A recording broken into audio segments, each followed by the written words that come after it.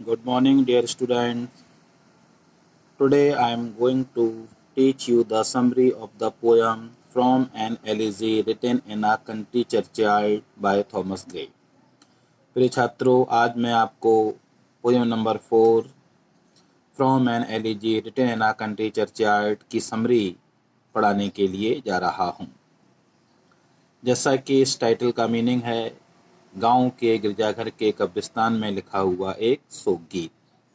And the poet of this poem is Thomas Gray, और इस poem के poet हैं Thomas Gray.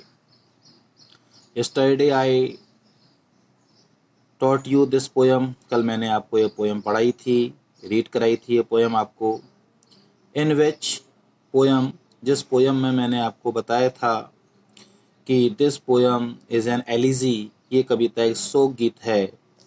And in this poem we see the sorrow of the poet at the death of the poor villagers. इस कविता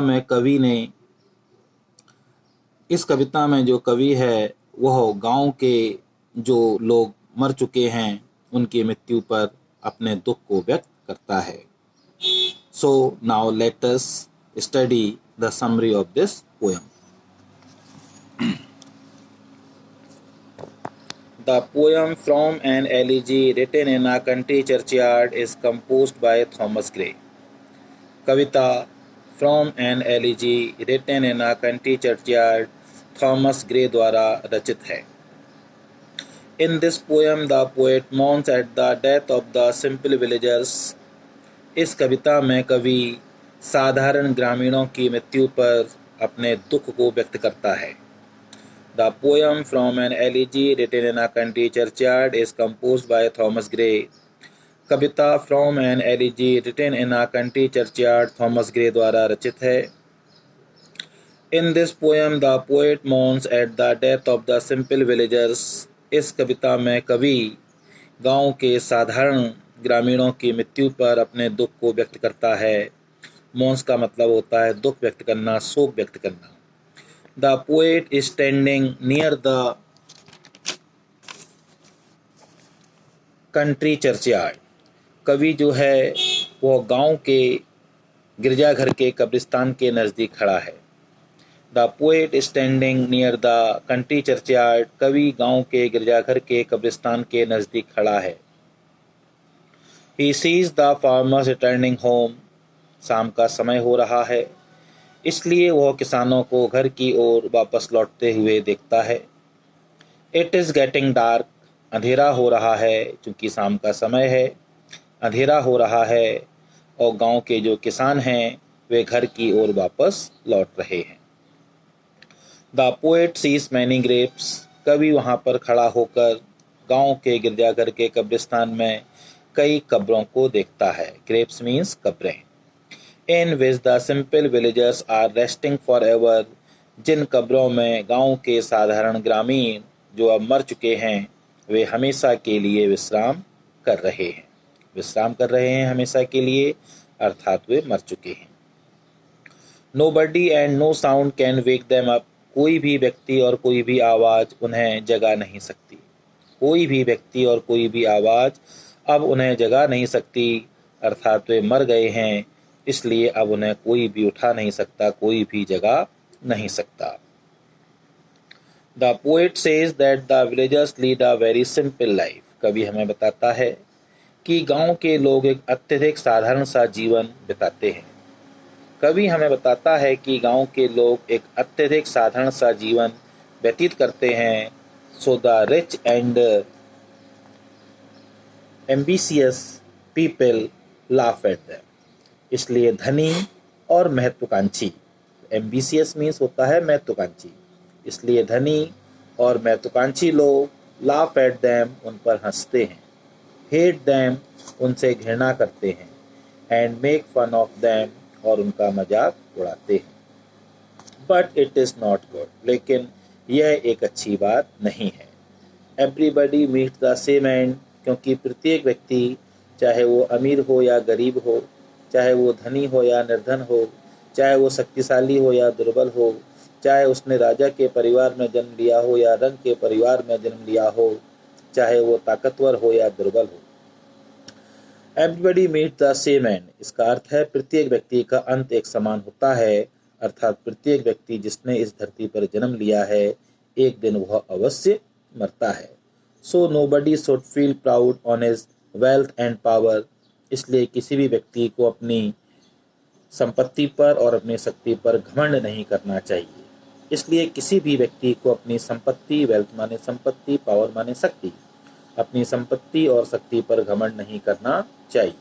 in this world only that man is alive, क्योंकि इस संसार में केवल वही व्यक्ति जीवित रहता है who is remembered even after his death, जो अपनी मृत्यु के बाद भी याद किया जाता है।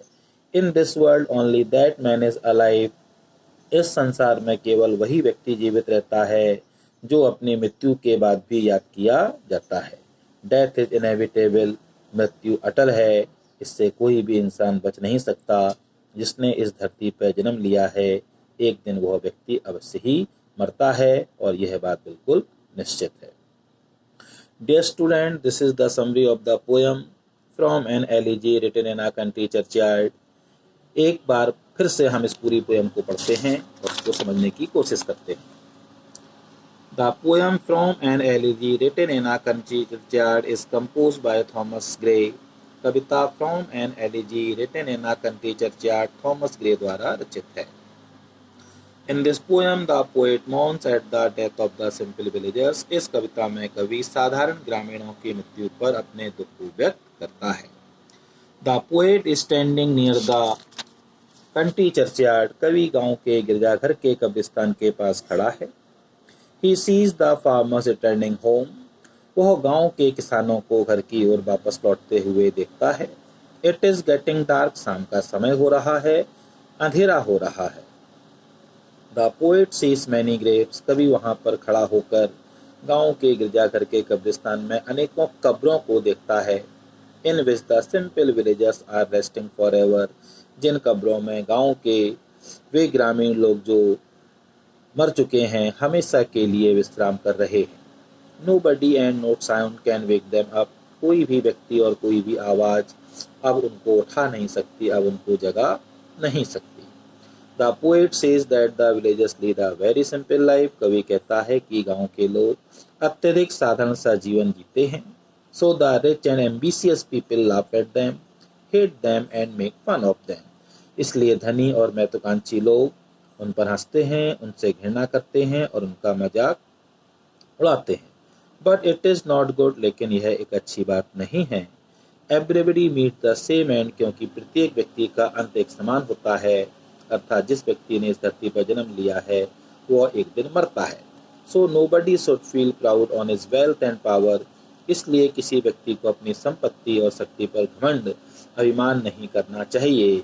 In this world only that man is alive, इस संसार में केवल वही व्यक्ति जीवित है who is remembered even after his death, जो अपनी मृत्यु के बाद भी याद किया जाता है। डेथ इज इनएविटेबल, मृत्यु क्या है, अटल है। तो यहाँ पर इस पोएम में कवि हमें बताना चाहता है कि हर व्यक्ति जिसने इस धरती पर जन्म लिया है वो मर जाता है।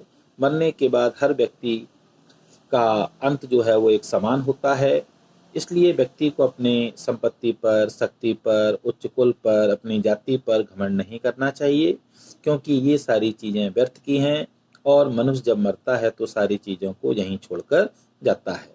इसलिए मनुष्य को अच्छे काम करना चाहिए जिससे कि वह अपनी मृत्यु के बाद भी याद किया जाए। Dear student, this is all the summary of the poem from an elegy written in a country churchyard. Please read it, listen it carefully and then write it in your notebook. Have a nice day. Bye-bye.